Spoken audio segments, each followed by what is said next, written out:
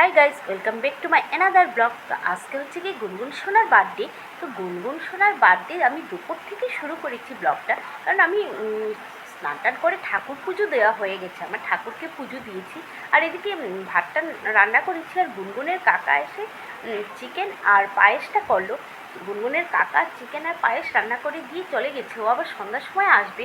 আর গুনগুনের বাবা গেছে রাম ঠাকুর আশ্রম থেকে অন্নভোগ আনবে। তো তো গুনগুন আর গুনগুনের দিদিকে আমি খাইয়ে দিচ্ছি, ওরা খেয়ে ফেললে তারপর আমি অন্য কাজ শুরু করবো, কারণ ঘরটা মুছে আবার যারা অন্নভোগ খাবে তারা তো ঘরে বসে খাবে। তাই এই জন্য আমি ওদেরকে আগে আগে খাইয়ে দিলাম, তারপর ওদের খাওয়া শেষ হলে ঘরটা পুরো মুছে ফেললাম। এরপর আমি যাব না, আমি ঘরে থাকবো। মা মেজো মা ছোটো মা আসবে, তো ওদেরকে আমি এখানে অন্নভোগ খেতে দেবো। আর বৃহস্পতিবারের পুজো টুজো দেওয়া আমার হয়ে গেছে, তো অলরেডি মা কাকিমা এরা এসে গেছে। আর গুনগুনের বাবা সবার সাথে দাঁড়িয়ে কথা বলছে। আর এদিকে ছোটো মা নাতনিকে নিয়ে সাজাতে ব্যস্ত, নাতনির সাথে একটু খেলাধুলা করছিল, ওদের সাথে একটু ঘুরলো, তারপর ওদেরকে চুল আশ্রে দিল।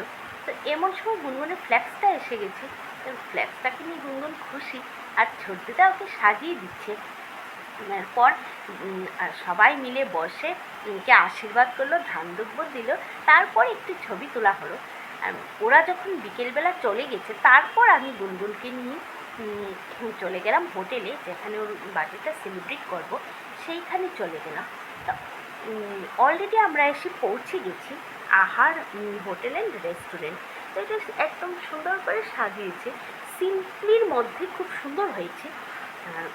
আমার খুব ভালো লেগেছে, বেলুনের রঙগুলিও সুন্দর, লাল সাদা, তার মধ্যে গুনগুনের ফ্ল্যাক্সটা দারুণ হয়েছে। ফ্ল্যাক্সটা একদম কুমারী পুজোর ছবিটা দিয়েছি, আর গতবার ওর বার্থডের দিন হলুদ মেখে স্নান করানো হয়েছিল সেটা দিয়েছি। এই হচ্ছে কি ডাইনিং হলটা একদম সুন্দর করে সাজানো। আর কেকটা এসে গেছে, এখন কেকটা কাটা হবে।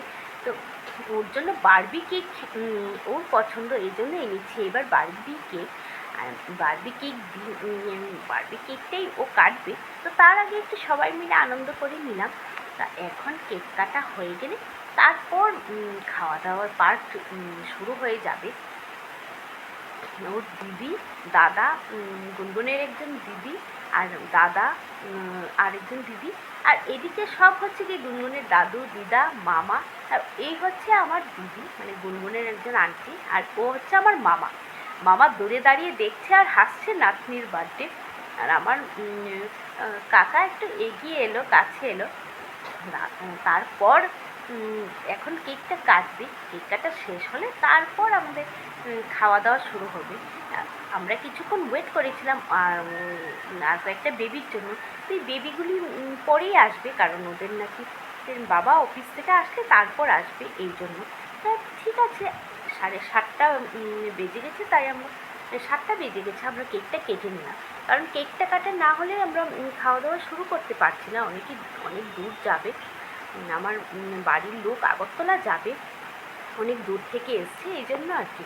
আর আমার দিদা অসুস্থ মানুষ, কিন্তু তা সত্ত্বেও নাতনির মেয়ের বার্থডে আনন্দ করতে এসছে।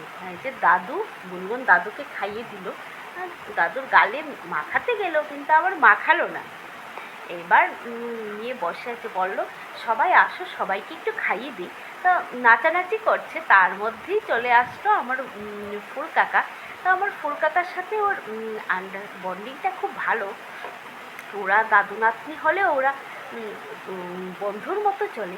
আমার ফুল কাকাকে গুনগুন যা বলবে, যেভাবে বলবে খেলতে, গুনগুনও সেইভাবেই খেলবে, কাকাও সেইভাবে কথা শুনবে, তো বন্ধুই মনে করে।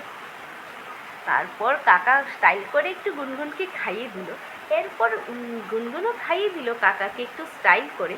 তারপর কাকিমাকে একটু স্টাইল করে দিল, কাকিমা বললো আমার বেশি খাবো না, আমার সুগার, তো অল্প করে খাবো। তো কাকিমা অল্প করে খেলো। তারপরে আনন্দ করে আমরা কিছু ফটোশ্যুট করে নিলাম সবাই মিলে আনন্দ করে। তারপরে খাওয়া দাওয়া। তো বললাম গুনগুন বার্থডে গার্ল আর ওর ছোটো বোন বসেছে খেতে, আর ওর কাকিকে বললাম যে তুমি ওদের কাছে বসে যাও, বসে গাইড করো। ওরা তো আর ছোটো, বুঝতে পারবে না। তো সেই জন্য ওকেও বসিয়ে দিলাম। আর দিদি আর দিদির মেয়ে, দিদিকে বললাম দেরি হয়ে যাচ্ছে, খেয়ে নাও। আর এদিকে আমার বড় যা আর জায়ের ছেলে, আর এদিকে ওরা আমার খুব ক্লোজ, তাপস আর পূজা, ওদের সাথে আমার অনেক দিনের রিলেশন। তো সব সেরে টেরে আমরা খাওয়া দাওয়া শেষ করে প্রায় 12টা 12:30টায় বাড়িতে এসেছি।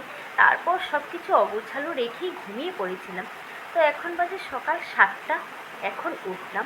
কিছুতেই চোখ খুলতে পারছিলাম না, এতটা আমি ঘুম কাতুরে হয়ে গিয়েছিলাম। উঠে কোনো রকম করে উঠতে তো হবে, কাজ তো করতে হবে। তো উঠে ঘরটার কিছু গুছিয়ে ঠাকুরকে, গোপালকে পুজো দিয়ে দিলাম। দিয়ে আমি বসেছি একটু একটু চা খাবো, খেয়ে তারপর আবার কাজ শুরু করব। ততক্ষণের জন্য বাই ভিউয়ার্স।